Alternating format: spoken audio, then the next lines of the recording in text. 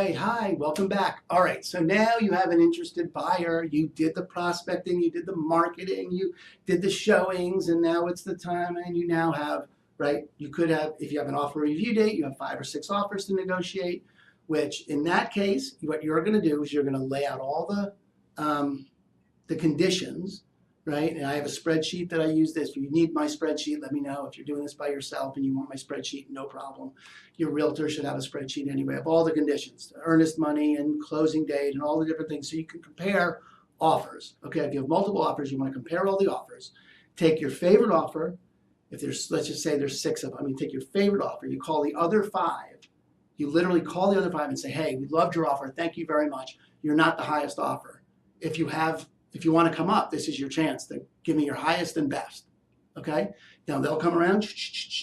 2 of them will drop out. 3 will send you more offers. Good. Now you got to pick your best one. Do it again. Do it again. Do it again until you only have one best offer. Then you can pick whichever offer you like. People sometimes don't like to do that. You don't like to negotiate. Fine. Hire a realtor that does. Unless you're not interested in getting the most money, which is fine. You don't have to be interested in getting. There are times when, and you want to work with your realtor, and this is in my buyer series as well, about how the most money is not always the best offer, and there's lots of nuances to it. However, negotiating the offer is a real thing that you have to do regardless, okay? And you want to be able to go back and forth with the selling agent.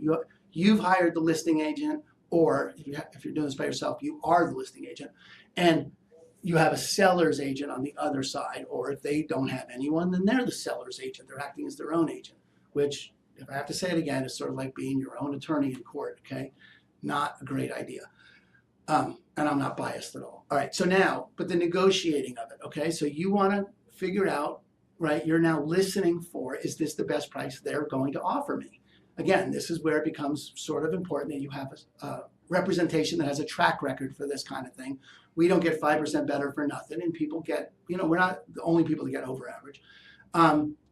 So you want to find out, right? With multiple offers, I told you, if it's just one offer, if you're just getting one offer, frankly, and it's full price, well, that's pretty straight up offer, right? If it's one offer and it's below full price, now you got to negotiate and figure out how close to full price can you get it. And that depends a lot on the market conditions.